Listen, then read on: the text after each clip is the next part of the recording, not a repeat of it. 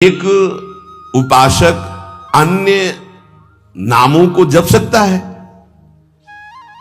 अन्य नामों का कीर्तन कर सकता है, अन्य रूपों का पूजन कर सकता है। एक उपासक जो किसी एक उपास्य देव में है, वो बहुत से उपास्य देवों की पूजा या नाम कीर्तन या नाम जप कर सकता है। अच्छी तरह उत्तर अच्छी तरह कर सकता है, परंतु ये साधारण भक्ति में, गौड़ी भक्ति में, वैधि भक्ति में, अनुरागात्मिका भक्ति में नहीं। बाबा उत्तर दे रहे। तो जब हम वृंदावन की भूमि से भक्ति की बात करते थे, प्रेम भक्ति, प्रेम लक्षणा भक्ति की बात, इसीलिए रसना कटो जो अन रटो, निरखी अन फुटो नयन, श्रवण फुटो जो अन सुनो, श्री राधा जस बैन। जैसे प्रश्न करते हैं एकांतिक में कुछ भक्त उपासक कि हम तो अमुक अमुक अमुक अमुक बहुत भगवान विराजमान किए हैं, तो सब भगवाने के स्वरूप हैं, आप मना क्यों करते हो? नहीं, मना नहीं है। साधारण भक्ति तो सबकी ऐसी होती है, लेकिन जब अनुरागात्मिका भक्ति, प्रेम लक्षणा भक्ति की बात आती, तब अनन्यता आ जाती है। जैसे गोस्वामी जी सिया राम में सब जग जानी कह रहे हैं, फिर ये जब उनकी अनन्यता की बात सुनो तो कह रहे बने तो रघुवर ते बने और बिगड़े तो भरपूर, और तुलसी औरंते बने ताबन बे पे धूर। जब सिया राम में सब जग जानी तो और कौन बचा? यहां ज्ञान नहीं, ये प्रेम अनन्यता है। एक भरोसो, एक बल, एक आस विश्वास, एक राम घनश्याम हित, चातक तुलसीदास। जैसे चातक आकाश से बरसे हुए स्वाति के बूंद के सिवा और कुछ ग्रहण नहीं करता, ऐसे ही प्रेम भक्ति मार्ग का उपासक अपने आराध्य देव के नाम रूप लीला धाम के सिवा अन्य उसकी कोई भावना ही नहीं रहती। तो जब तक अनुरागात्मिका भक्ति का परिचय नहीं मिला, उसमें नहीं, तब तक ये सब चलता है।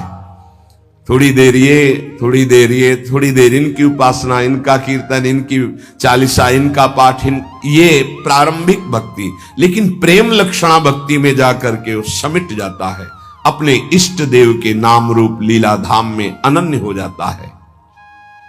हमारी लाडली जो हम पे कृपा किए, तब हमें ये सौभाग्य मिला, तो अब हमें किसी की ओर आंख उठा के भी देखना नहीं है। ये कृपा का आदर होगा। कोई भी त्रिभुवन में लालजू से बढ़कर नहीं है, उनकी समानता करने वाला कोई नहीं, फिर बढ़कर कैसे हो सकता है? और लालजू जिनके अधीन हैं, ऐसे समस्त सुख की खान बिहारिन जू से हमारा संबंध हो गया। उनके नाम से, उनके रूप से, उनके लीला से, उनके धाम से अब हमें किसी और की तरफ आंख उठा के भी नहीं देखना। ये इस कृपा का आदर होगा। देखो, आपको सिद्ध होना नहीं है, ये अनुभव की बात करते हैं। यदि आप शरीर के भोग, अंतःकरण का स्फुरण, इसको संभाल पावे गुरु कृपा से, तो आप अभी सिद्ध हैं। आपका जो सच्चिदानंद बप्पू है, वो किसी साधना से घटता बढ़ता या प्रकट होता नहीं है, वो है। उसी है का जहां अनुभव हुआ, तो भाव होने के कारण वही है तत्काल भाव में, अनुभव में आने लगता है। सखा भाव, सखी भाव, गोपी भाव, जो भाव वो है। उपासक परेशान है देह भाव में, अंतःकरण की स्फुरणाएं उसको जला रही हैं। ये गलती हमारी है कि हम अंतःकरण की स्फुरणाओं को अपने में मान रहे हैं, हम देह को अपना मैं मान रहे हैं। देह के भोग विलास, सुख सुविधा, असुविधा, दुख दुविधा, इनको अपना मान रहे हैं। यही मिटाने के लिए सत्संग है, अध्यात्म है, साधना है। स्वरूप सिद्ध है, उसके लिए कोई साधना नहीं होती। उससे हम भ्रमित होकर देह को अपना स्वरूप मान बैठे, बस यही भ्रम मिटाने की साधना है। अविद्या मिटी तो बंधन भी भ्रम है और मोक्ष भी भ्रम है, क्योंकि जिसका बंधन ही नहीं हुआ उसको मोक्ष कैसे? वो तो निर्विकार अमल सच्चिदानंद घन, उसको कौन बांध सकता है? न वो कभी बंधा था, न बंधा है, न बंधा रहेगा। पर ये भ्रम यद्यपि मृषा छूटति कठिनाई। इसीलिए गुरु कृपा पात्र जन इसकी परवाह नहीं करते कि मुझे कब क्या स्थिति प्राप्त हो। वो केवल सावधान इसमें रहते हैं कि मेरा असाधन न बनने पावे, शास्त्र विरुद्ध, गुरुजनों के विरुद्ध आचरण न बनने पावे। बस आगे से आगे स्थिति, भूमिका आपके हृदय में जागृत होती रहेगी। उसके लिए आपको कोई प्रयास करने की जरूरत नहीं है। आप कृपा पात्र हैं। साधना पुरुषार्थ एक अलग है और कृपा का स्वरूप अलग है। आप कृपा पात्र जन हैं। बस आपको इतना ध्यान रखना है कि असाधन न होने पावे, शास्त्र विरुद्ध, गुरुवाणी के विरुद्ध आचरण न होने पावे। भूमिकाएं अपने आप जागृत होती चली जाएंगी। अब हमें आंख उठा के किसी और की तरफ नहीं देखना, कोई स्थिति हो या ना हो। अनन्य भाव प्रियालाल के चरणों में श्रीपाद प्रबोधानंद जी बहुत सावधानी पूर्वक उपासक को अपने उपास्य देव में आसक्त होना है, इस बात को कह रहे हैं। निमर्यादा स्वदमभितः सेवमाना विभूति पश्यद ब्रह्माभिदमपि पदम नापि नाम्नाय वर्त्मो बृंदाटव्यामतिरतिरसैकाग्निमग्नं श्रितानां गौरश्यामं तदुभयमहा कोऽपि पंथा दुरूहः। बहुत महिमा की बात करें कि ये मार्ग में चल पाना बड़ा दुरूह है। दुरूह बड़ा कठिन है। क्यों? प्रेम मार्ग में क्या कठिनता है? अनन्य रह पाना, टिक पाना। ज्ञान के मार्ग में हर समय फिसलन का डर होता है। जैसे ज्ञान के पंथ कृपाण के धारा, परत खगेश लगे नहीं बारा। नष्ट होने में देर नहीं लगती, क्योंकि उसमें आश्रय भरोसा प्रभु का नहीं है, स्वयं आप चल रहे हैं। गिरे तो गिरे, चले तो चले। प्रेम मार्ग में भरोसा प्रभु का है, पर इसमें खास बात अनन्यता है। अगर अनन्यता दृढ़ हो गई तो कोपि पंथा दुरूहा, कोई मार्ग है जो बड़ा दुरूह मार्ग है। ये प्रेम मार्ग कोई नहीं रह जाता। ये मार्ग ऐसे दिखाई देने लगता है किसको? जो श्यामाजू का अनन्य हो गया, किशोरी किशोरजू का अनन्य हो गया। यदि हमें श्रीपाद कह रहे जो महान उद्वलित प्रेम समुद्र, हमारी यादोन्मीलन,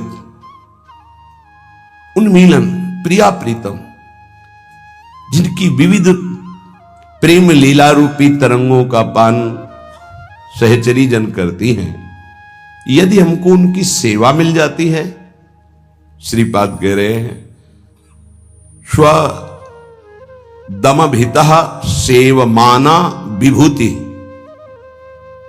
परम प्रेम वैभव स्वरूप श्री श्यामा श्याम गौर श्याम की सेवा मिल जाती है, तो पश्यत ब्रह्माभिदमपि पदम नापि नाम्न्या वर्तमो। मुझे ब्रह्म पद भी नहीं चाहिए, आंख उठाकर ब्रह्म पद की भी तरफ नहीं देखूंगा। ब्रह्म पद में दो भाव होते हैं, एक ब्रह्मा का परमेष्ठी पद और एक मोक्ष पद, ब्रह्म पद। मैं आंख उठाकर ब्रह्म पद की भी तरफ नहीं देखूंगा यदि हमें गौर श्याम श्यामा श्याम की सेवा मिल जाए। श्रीपाद कह रहे हैं श्री वृंदावन धाम में असीम प्रेम वैभव प्रकाशित करने वाली गौर श्यामम तदुभय महा, जो अभय प्रदान करने वाले, महाप्रेम प्रदान करने वाले श्यामा श्याम है, यदि इनकी सेवा मिल जाती है तो मैं श्रौत मार्ग, स्मार्त मार्ग, ब्रह्मपद, ब्रह्मबोध आंख उठा के भी इनकी तरफ नहीं देखूंगा। श्रीपाद कह रहे क्यों? क्योंकि इनके अनन्य होने में रसैकाब्धि मग्नम आश्रिता नाम, जो इनके आश्रित हो जाते हैं उनको परम रस में निमग्न कर देते हैं ये, और ये रस प्रतिक्षण वर्धमानम, प्रतिक्षण बढ़ता ही रहता है। इसलिए हा वृंदावन, हा प्रियाजू, करुणा करो, मुझे अपने श्री चरणों की सेवा प्रदान करो। श्यामानंद रसैक सागर हरे वृंदाटवी नागर, श्री राधा मुख पद्म भृंग, परमा भृंगेरनंगोत्सव, बंसी प्राण सखी सदा मुखरित, श्री राधिका सद्गुणो, प्रेमोद्दाम विलास मोहन, मना प्रोन्मील मनमान से। हे श्याम, हे आनंद समुद्र, हे रस के सागर, हे हरि, हे वृंदावन नागर, हे राधा मुख कमल के भ्रमर, हे परम अभंग अनंगोत्सवकारी, हे बंशी प्राण सखी, हम पे कृपा करो। हे बंशी प्राण सखी, हम पे कृपा करो। क्या मैं सदैव राधा नाम गाऊं, राधा गुणावली का गायन करूं, किशोरी जी के चरणों में प्रीति करूं। हे राधा मुख कमल के भ्रमर,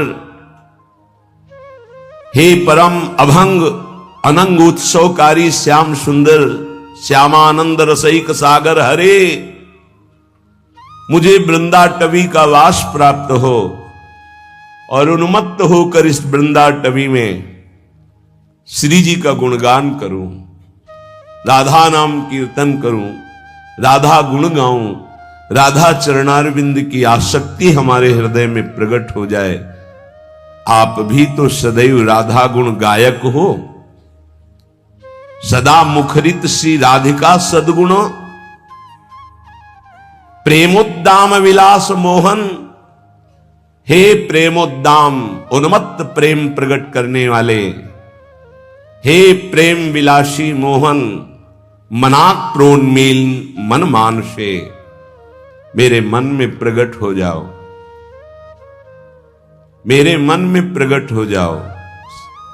इंद्रियाणाम मनश्चास्मि, और आप जो करते हो वही मेरे मन में प्रकाशित हो जाए। क्या आप राधा गुणगान करते हो?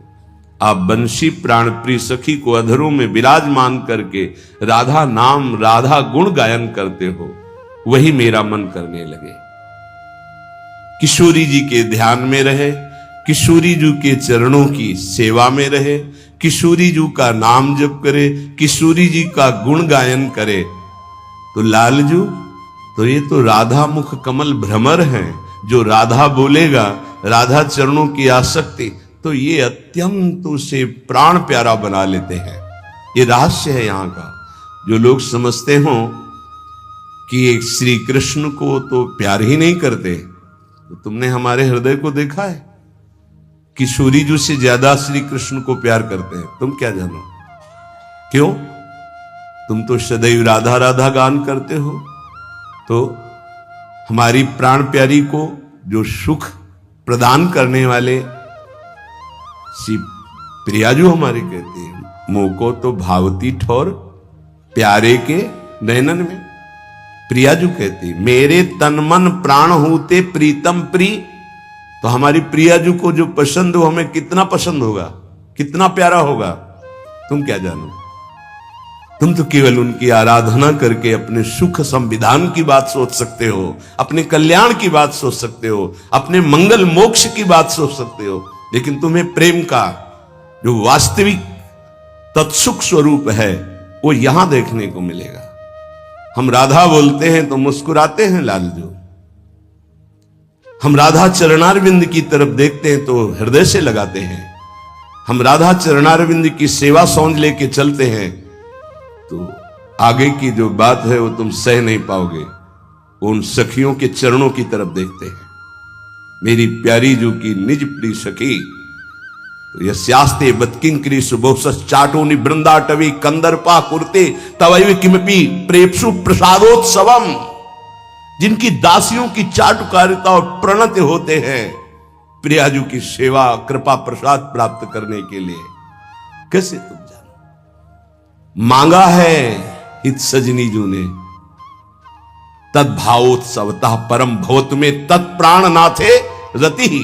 समझो, आपके सुख के लिए, आपके प्राणनाथ में मेरी रति हो, आपके सुख के लिए इस बात को समझो। कैसे ये बाहर से बोलेंगे तो कृष्ण नाम नहीं जपते, ये तो कृष्ण प्रीति नहीं करते, तुम्हें क्या पता।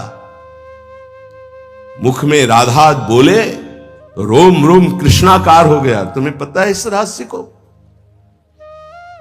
श्री कृष्ण के हृदय का मूर्तिमान प्रेम कहीं किंचन मात्र प्रेम प्रकट होता है तो ये कहीं सारथी बने देखे जाते हैं, कहीं पग चापते देखे जाते हैं, कहीं सेवक बने देखे जाते हैं। प्रेमाधीन प्रभु और प्रेम समुद्र लाडली जू के चरणों की आराधना तो लालजू बिके हुए रहते, सहचरियों बिके हुए करबद्ध। ये प्रेम रहस्य है, इसीलिए कह रहे कि हे श्यामानंद रसैक सागर हरे, वृंदावन धाम में मेरे मन में स्फुरित हो। किस रूप में? श्री राधा मुख पद्म भृंग, हमारी महारानी जी के मुख कमल के भृंग हो आप, भ्रमर हो आप। मेरा मन वैसे हो जाए जैसे आप लाडली जी के प्रति उनके गुणों का गायन कर रहे हैं। उनके मुखचंद्र के भृंग है, चकोर है। श्री राधिका सदगुण मुखरी तो सदा, आप सदा से स्वामिनी जी का जस गायन करते, वही मेरा मन करे स्वामिनी जी के जस का गायन करे। हे प्रेम विलासी मोहन, हे प्रेम उन्माद प्रकट करने वाले मोहन, मनाक प्रोन्मील मन मानुषे, मेरे मन को ऐसा प्रेरित करो श्री जी के चरणों में आसक्त हो जाए, श्री जी का नाम जप करे, श्री जी की गुणावली का गायन करे और श्री जी की सेवा में, यही हमारा जीवन है। साधक जो अपने कल्याण का दृढ़ निश्चय कर लेता है, स्वधर्म पालन में लग जाता है, तो हर कष्ट, हर दुख, हर कठिनाई उसका कदम दृढ़ करती चली जाती है। दृढ़, फिसलेगा नहीं। और उसके हृदय में कष्ट सहने के बाद, बहुत ध्यान देने के बाद प्रसन्नता प्रकट होती है। ये किसी वस्तु व्यक्ति स्थान के संयोग से नहीं, वो हर्ष होता है जब आप धर्म से चले, कष्ट पूर्वक आगे बढ़े तो प्रसन्नता प्रकट होती है। जहां मन प्रसन्न हुआ तो मना प्रसादे परमात्म दृष्टि, तत्काल उसको वो दृष्टि प्राप्त होती अखंड प्रसन्नता में कि ब्रह्मभूत हो जाता है, भगवत साक्षात्कार हो जाता है। ये जलन अमृतमयी है, जलना तो दोनों में पड़ेगा। भोगों की तरफ जाओगे, जलते ही रहोगे, आग में कूद गए और ये जलन बुझ रही है। प्रतिपल आगे बढ़ते चले जा रहे हो जहां शीतलता है। उपासक परमात्मा का अंश है, इसलिए डरे नहीं किसी कष्ट से। तुम्हें कष्ट व्याप्त नहीं हो रहा, अंतःकरण धर्म में ये कष्ट अपना प्रभाव दिखा रहा है। इसने मुझे गाली दिया, किसको? शरीर को संबोधन करके गाली, गोरा काला अवगुणी, जो भी कहा जाए, पाखंडी दंभी, तो शरीर को लेकर, स्वरूप में तो कभी ये कुछ है ही नहीं।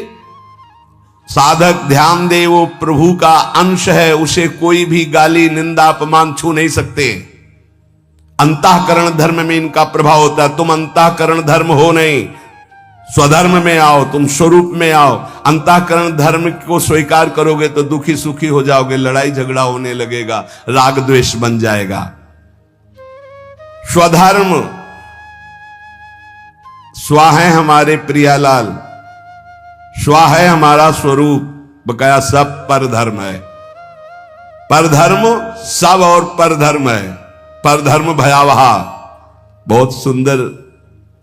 स्वयं का धर्म स्वधर्म है, अन्य का धर्म परधर्म है। स्वयं भगवद अंश है तो हमारे अंशी और अंश, ये केवल स्वधर्म से सब परधर्म, और परधर्म भयावह। इसी से भय प्राप्त हो रहा शरीर में, अंतःकरण में, स्वभाव में तन्मयता होने के कारण। निर्विकारता, निर्दोषता, अविनाशिता, नित्यता, निष्कामता, निर्ममता, ये तुम्हारे स्वरूप में है। साधना नहीं कर ली। ए भाई, सिद्ध नहीं होना है, सिद्ध स्वरूप है, उसे भूल गए हो। केवल स्मरण करो, जागृत करो। तू कहां खो गया? किसी साधना से सिद्ध थोड़ी हुआ जाता है। साधना असाधनों को मिटाने के लिए, स्वरूप तो देखो। निर्विकारता हमारा स्वरूप है, निर्दोष हमारा स्वरूप है, अविनाशी हमारा स्वरूप है, नित्य निष्काम निर्मम ये हमारा स्वरूप है। यह है हमारा स्वधर्म। और विनाशी उत्पन्न होना, नष्ट हो जाना, बदलना, बढ़ना, क्षीण होना, ये शरीर का है। यह है परधर्म। इच्छा, मान, बड़ाई, भोग शरीर के धर्म है, अंतःकरण के धर्म है। ये तेरे धर्म नहीं है। स्वयं का कभी कोई परिवर्तन नहीं होता, शरीर कभी एक रस नहीं रहता, ये बदल रहा है, प्रतिपल बदल रहा है। स्वयं का कभी नाश नहीं होता, शरीर कभी अविनाशी नहीं हो सकता। इसलिए उपासक समझे स्वधर्म किसे कहते हैं? अपने इष्ट देव और अपने स्वरूप के सिवा सब परधर्म है।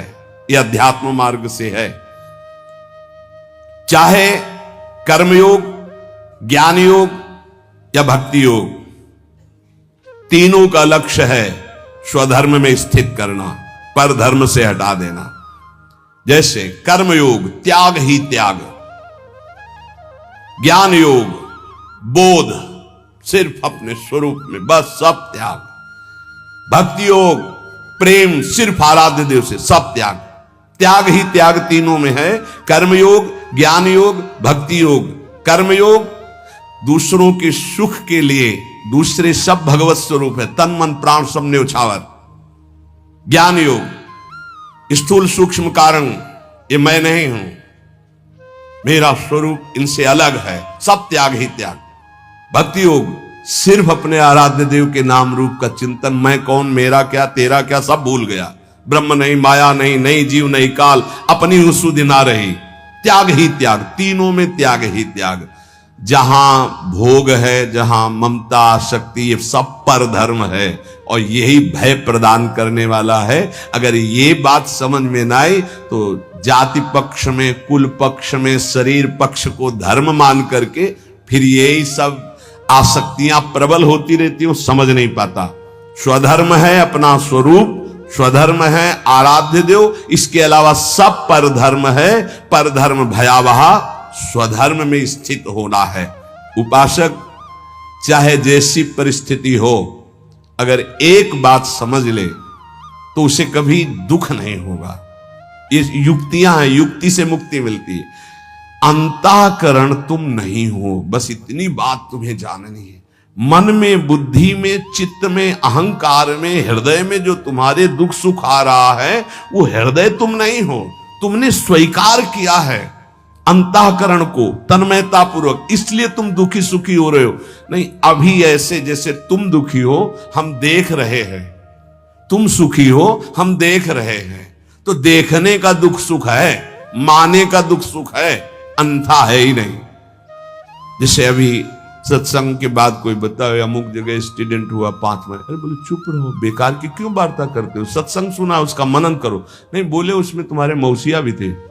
मौसिया थे, अब समझ में आ जाएगा क्यों संबंध, अब संबंध में समझ में आया, बहुत दूर का संबंध है पर संबंध में समझ में आ गया। जहां हमारा संबंध है, जहां हमारा राग है, जहां हमारी प्रियता है, दुख सुख वही है। तो अगर अंतःकरण में दुख सुख है और उसमें तुम्हारी प्रियता है, तन्मयता, तभी तुम दुखी सुखी हो रहे हो। नहीं, वर्तमान में भी तुम अविनाशी दुख, जिसे आप देख रहे हैं नेत्र कहते हैं, दूसरे होते हैं बुद्धि में नेत्र और तीसरे होते हैं हृदय में नेत्र, जिनसे संसार देखा जाता है, विषय देखा जाता है, स्वप्न देखा जाता है, जागृत देखा जाता है। ये नेत्रेंद्रिय से देखा जाता है। इससे ना आप किसी महात्मा की स्थिति को देख सकते हैं, ना भगवत स्थिति को देख सकते हैं। ये केवल माया को देखने वाले नेत्र हैं जो सबके पास हैं। चक्षु इंद्रिय, ये इससे आप किसी की स्थिति नहीं देख सकते, इससे आप परमात्मा दर्शन नहीं कर सकते, इससे आप तत्व दर्शन नहीं कर सकते। ये केवल ब्रह्मा के द्वारा रचे हुए नेत्र, ब्रह्मा की रचना को ही देख सकते हैं बस। आगे है बुद्धि नेत्र, ये ज्ञान नेत्र हैं। जब बुद्धि में ज्ञान नेत्र प्रकाशित होता है तो तत्व बोध होता है, और भक्तों के हृदय नेत्र खुलते हैं। ही के नयन निहारी, हृदय के नेत्र जब खुलते हैं तो प्रिया प्रीतम की रूप माधुरी, लीला माधुरी, ये उसके नेत्रों में, इन नेत्रों में झलकते हैं।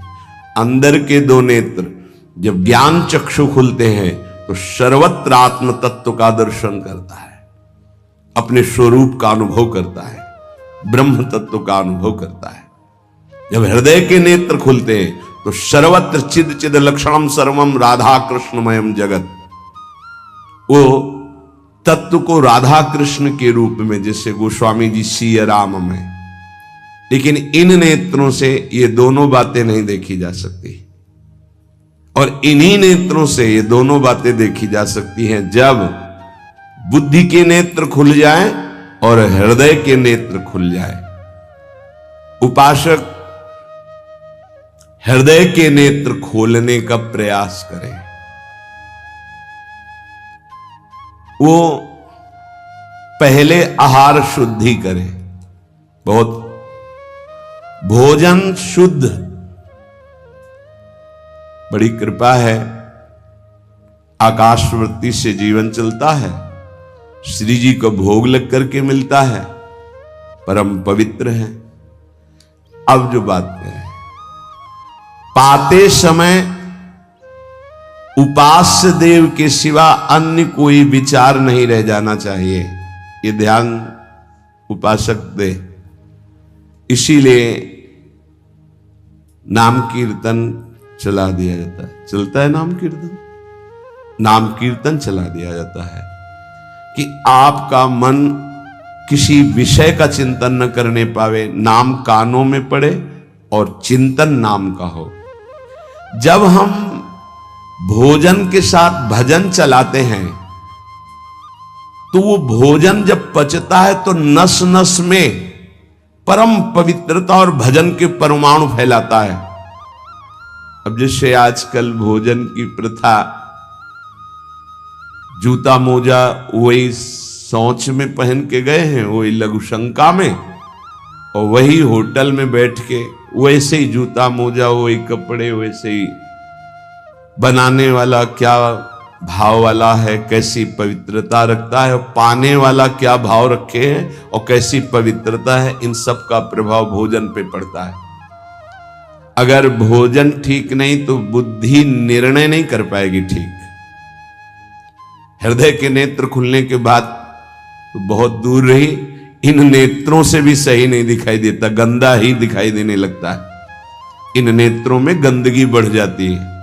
जिसकी तरफ देखो तो वासना की दृष्टि से देखो, दोष दृष्टि से देखो, राग द्वेष की दृष्टि से देखो, ब्रह्म दृष्टि भगवत दृष्टि उसकी नहीं आ सकती। ये बहुत जरूरी है। अरे कहीं भागा थोड़ी जा रहा है भोजन, धैर्य पूर्वक चिंतन करते हुए, नाम चल रहा है तो उसी नाम का चिंतन करते हुए। अब जैसे अपने लोग पूर्वाभ्यास तो पद चला लिया, बड़ी सुविधा रहती है। पद कोई बड़ा पद ले लिया और मानसिक पद गुनगुना भी रहे हैं, चिंतन भी कर रहे, प्रसाद भी पा रहे। कोई पद उठा ले, बड़ा पद, देखत नौ निकुंज सुन सजनी लागत, प्रथम यथामति प्रणव बिहरत दो प्रीतम कुंज। अब जब तक पद पूरा नहीं होगा तो भागेगा नहीं, और भागेगा तो पद नहीं पूरा होगा, पकड़ हो जाएगी। अब पद चल रहा है, प्रसाद पा रहे हैं, तो कभी कभी प्रसाद पाते पाते आंसू चल रहे हैं, प्रसाद पा रहे हैं, पद चल रहा है। अब वो भोजन क्या करेगा? प्रसाद नस नस में जाकर भागवतिक भाव संचरित करेगा। अब आप प्रसाद पा रहे हैं, किसी द्वेषी का चिंतन कर रहे हैं, गुस्सा आ रही, अब नस नस को वो क्रोध से युक्त करने वाली वृत्ति पैदा करेगा। आप प्रसाद पा रहे हैं, कोई काम चिंतन कर रहे हैं, वही प्रभाव आपके अंदर पड़ेगा। हमारी पद्धति रही है प्रसाद पाने की, चाहे जितना पवित्र हो, पर भोजन पाने के पहले हाथ पैर धोए गए, कुल्ला किया गया, पवित्र हो करके फिर वहां बैठ करके पद्धति थी, आसन पीढ़ा चटाई बिछा दी गई, पवित्रता पूर्वक बैठे, भोग सामने आया, भगवद अर्पित प्रसाद है तो जय जयकार और कीर्तन करके पा रहे हैं। अगर वो ऐसी जगह से मिला है, भगवद अर्पित नहीं है, तो अपने सामने 1 मिनट रुक कर भगवद अर्पित करते हैं, फिर जय जयकार इष्ट की, गुरुदेव की, भगवान नामों की गूंज करके फिर पाते। वो प्रसाद हमारे हृदय में पवित्र भाव पैदा करेगा, भजन बढ़ेगा।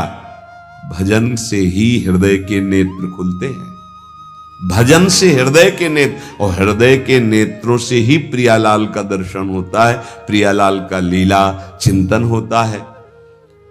जो अपनी नस नस में नाम, पवित्रता, भक्ति, ज्ञान, तो भोजन में बहुत सावधान रहिए। ये 24 घंटे के लिए हमारे विचारों को अपवित्र या पवित्र करेगा भोजन। अगर अशुद्ध भोजन हो गया तो 2-3 दिन तक तो विक्षेप पड़ेगा ही।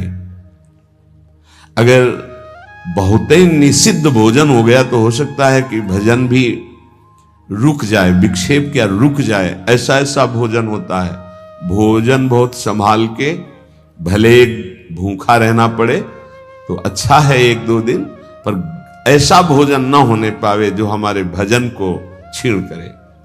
प्रायः जब श्री जी की शरणागति दीक्षा दी जाती है यहाँ, तो पहला कि तुम्हें 11 माला गुरु मंत्र के तो करने ही हैं, दूसरा 12 पद चतुरासी जी के पढ़ने ही हैं पक्का, तीसरा तुम्हें उस रसोई से कभी भोजन नहीं पाना है जिसमें मांस बना है, जिसमें मांस रांधा गया है।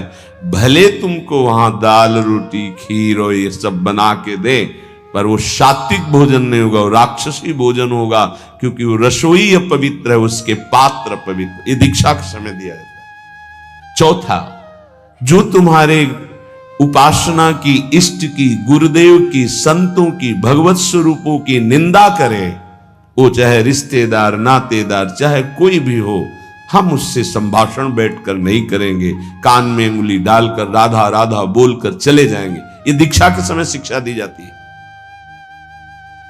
यदि आप अपने कुसंग को नहीं त्याग सके, भोजन का सुधार नहीं कर सके, तो भजन में रुचि नहीं होगी।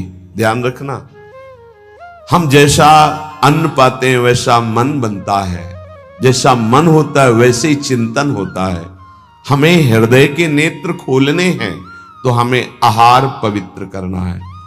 पवित्र आहार पवित्र चिंतन के साथ हमें पाना है। ऐसे जल्दीबाजी नहीं, जल्दीबाजी है तो हम नहीं पा रहे हैं, जब हमें समय होगा पा लेंगे। कोई प्राण थोड़ी निकल जाएंगे, एक बार न पाएंगे, एक दिन ना पाएंगे, नहीं निकल। कई कई दिन भोजन न पाने पर भी ऐसा नहीं होता कि प्राण निकल गए। बड़ी सामर्थ्य है, प्रभु ने सामर्थ्य दी है। उपासक सावधान रहे, कहीं प्रसाद पाते समय कोई ऐसा दृश्य, ऐसी वार्ता न कर बैठे जो भजन में बड़ी हानि पैदा कर दे। जैसे आप मोबाइल रख लिए और आप ऐसे दृश्य देख रहे हो जो आपका सर्वनाश करने वाले हो, भोजन पा रहे हो, तो आप निश्चित समझ लेना, निश्चित भ्रष्ट हो जाओगे, आगे नहीं बढ़ पाओगे, गिर जाओगे। भोजन के समय यदि आपका मन पद में नहीं लग रहा, भजन में नहीं लग रहा, तो जैसे यंत्र है आपके पास, तो चतुरासी जी लगा दीजिए, सत्संग लगा दीजिए। आपका चिंतन बनना चाहिए भागवतिक, कोई गलत चिंतन नहीं। और अगर कोई पास बैठा है तो वार्ता नहीं होनी चाहिए। भोजन के समय वार्ता निषेध है, वो वार्ता का समय नहीं, वो एकाग्रता पूर्वक पूरे 24 घंटे के लिए हम अपने विचार पावन करने के लिए बिल्कुल मौन होकर के भगवत चिंतन या भगवत श्रवण करते हुए प्रसाद पाए। आप सब आज से ये नियम ले लें, केवल परोसने वाले की आवाज सुनाई देनी चाहिए। श्री जी का प्रसाद जो आप परोस रहे हैं उसका उच्चारण करते हुए आपको प्रसाद, रोटी प्रसाद चाहिए तो वो पूछ सकते हैं। इसके अलावा पाने वाले की आवाज बस जी दे दीजिए, इससे ज्यादा कोई शब्द नहीं आना चाहिए। देखो, अगर प्रार्थना मानोगे तो आप आगे परमार्थ में बढ़ोगे। जो प्रसाद पाने का समय है वो बहुत 24 घंटे के भजन के लिए बहुत कीमती बात है। अगर उस समय आपका कोई प्रपंच वार्ता, कोई लौकिक वार्ता, राग द्वेष वार्ता, बिल्कुल नहीं, मौन आज से नियम रख लो। दे दीजिए ये शब्द उच्चारण और ले लीजिए प्रसाद ये शब्द, इसके अलावा और कोई शब्द नहीं होना चाहिए। अगर आप हमारी प्रार्थना नहीं मानते हैं तो ये अपराध होगा, आज्ञा का उल्लंघन होगा और वो आपके लिए बहुत ही हानिकारक होगा, जो आपकी बुद्धि को क्षय करेगा। इसलिए प्रार्थना है, आप प्रसाद पाते समय सब मौन का आश्रय, केवल स्वीकृति हां दे दीजिए और प्रसाद बांटने का जो उच्चारण है या अमुक प्रसाद ले लीजिए। बस इस नाम कीर्तन चलता है, नाम कीर्तन सुनिए, या आपकी क्षमता है तो उस समय नाम जप करते हुए प्रसाद पाइए। जिस जगह पर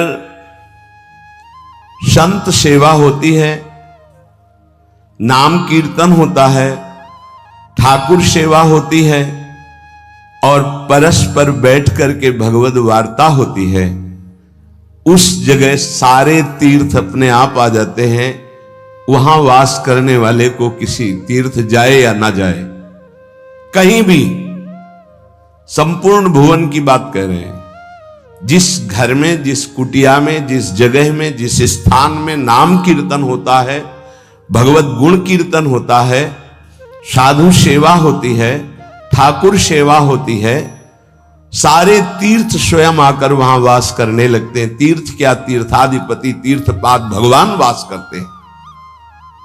जहां भगवान नाम कीर्तन, भगवत गुण गायन होता है, भगवान प्रकट होते हैं। मद भक्ता यत्र गायन्ति तत्र तिष्ठामि नारदः नाम बाणी जहां श्याम श्यामा तहां। सारे तीर्थ स्वयं वहां वास करते हैं। कुछ गृहस्थ जन कहते हैं हमारे घर में कोई चक्कर है, कोई टुटका कर दिया, कोई परेशानी। हम कह रहे हैं नाम कीर्तन कीजिए, ठाकुर सेवा घर में विराजमान कीजिए, 30 मिनट बैठ करके भगवत चर्चा कीजिए। हिंदी आती है, संस्कृत आती, जो जैसे भी आप, भागवत है, गीता जी है, रामायण जी है, भगवत चर्चा गुणगान कर रहे हैं प्रभु को। उस घर में कोई अमंगल, कोई भूत प्रेत, कोई चक्कर, ऊपरी नीचरी कोई बाधा, ग्रह नक्षत्र कुछ नहीं, किसी को समझ नहीं आती कैसे सर्व मंगलमय भगवान का नाम समस्त पापों का नाश करके महामोद प्रकाशित करता है। अरे जहां एक भक्त बैठ करके नाम जप कीर्तन करता है और जहां पूरा परिवार बैठकर नाम कीर्तन कर, उसका कितना प्रभाव होगा। एक भक्त करे तो उसके प्रभाव का वर्णन होता है। पूरा परिवार नाम कीर्तन कर रहा है, पूरा परिवार ठाकुर सेवा में बैठ करके 5 मिनट ही सही, आरती पूजा प्रणाम नमस्कार, पूरा परिवार 30 मिनट बैठकर भगवत चर्चा सुन रहा है। कोई एक भगवत चर्चा कर रहा है, वो तीर्थ है घर। फिर ये तो परम धाम है, यहां तो महामोद मंगलमय है, यहां तो अखंड नाम कीर्तन भगवत चर्चा सब चलती ही रहती। आपको सावधान रहना, जो एक बार आदेश हो जाए उसका उल्लंघन ठीक नहीं है और उसको तत्काल लागू किया जाए। अगर नहीं किया जाता तो उसे प्रमाद स्थिति कहते हैं और फिर बुद्धि भ्रष्ट हो जाती है। कोई भी, चाहे वो साध्वी हो या उपासक हो, साधु हो, आज्ञा का उल्लंघन करने का स्वभाव न डाले, नहीं तो प्रमाद स्थिति घसीट ले जाएगी। आज से जहां प्रसाद पाना प्रारंभ होता है और प्रसाद आचमन करने तक मौन, फिर हमें वार्ता ही किसी से करनी। प्रसाद पाने के समय वार्ता, ये तो हमें बात समझ में ही नहीं आई। उस समय कौन सी संगोष्ठी होती है, उस समय कौन सा प्रसंग होता है प्रिया प्रीतम के लीला चरित्र का। उस समय तो हम प्रसाद का स्वाद लेते हैं, उच्छिष्टामृत भुक्त वैव, प्यारे जू ने पाया है, और नाम कीर्तन करते हैं। तो हमारे हृदय के नेत्र खुलेंगे, तभी तो हमारी भजन में रुचि बढ़ेगी। जब हमारा प्रसाद पाते समय भजन होगा, बहुत ध्यान देने की बात है ये। अगर प्रसाद पाते समय प्रपंच, तो 24 घंटे प्रपंच चिंतन चलेगा। अगर प्रसाद पाते समय राग द्वेष की चर्चा, काम क्रोध की वार्ता, तो हृदय मलिन हो जाएगा। हम प्रसाद पाते हैं पवित्रता के लिए, प्राण पोषण के लिए। तो प्राण पोषण और पवित्रता दोनों होगी भगवत चिंतन से। केवल प्राण पोषण हुआ, बुद्धि अपवित्र हो गई तो फायदा क्या। जो नाम जप करता है उसको कभी ये चिंता नहीं करनी कि अब हमारे जो पूर्व पाप हैं वो कैसे नष्ट होंगे। वज्रम पाप मही भृताम, जैसे पर्वत को चूर चूर करने के लिए देवराज इंद्र जब वज्र का प्रहार करते हैं तो वो धूल हो जाता है, ऐसे पहाड़ जैसे भी पाप हों और नाम जप करे तो नाम जप क्या करता है, वज्र के समान उस पहाड़ जैसे पाप पर टूट पड़ता है और उसे धूल धूसरित कर देता है। वज्रम पाप मही भृताम, हमें नाम पर ध्यान देना है। कैसे नाम जब छूट जाता है उपासक होकर भगवत प्राप्ति का लक्ष्य बना के, और तुम्हें चैन है, इसका मतलब है आपका लक्ष्य भी भजन भगवत प्राप्ति नहीं बना, नहीं तो चैन के तद विस्मरणेन परम व्याकुलते थे। भगवत द्रोद्रेकस्य सिद्धौषधम, ये नाम संसार रोग के आवेश को शांत करने की सिद्ध औषधि है।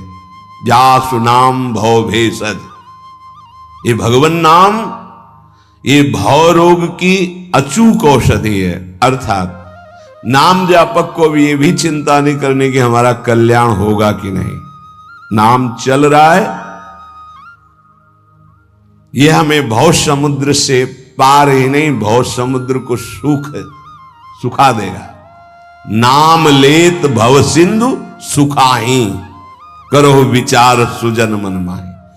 पाप के पर्वत को वज्र की तरह नाम टूटकर धूल धूसरित कर देता है। और भव समुद्र को सुखा देता है, पार जाने की जरूरतें नहीं, खत्म ही हो जाता है, कल्याण की चिंता नहीं। मिथ्या ज्ञान निशा विशाल तमसस तिगमांश बिंबोदय, ये नाम अज्ञान रूपी घोर अंधकारमयी रात्रि के नाश के लिए भगवान भुवन भास्कर सूर्य के समान है। उपासक को अभी यह भी चिंता नहीं करनी कि हमें तो कोई ज्ञान नहीं है, हमारे अंदर तो अभी बड़े आकर्षण है संसार के, अविद्या है। बिल्कुल चिंता मत करो, नाम जब चल रहा तो जैसे घोर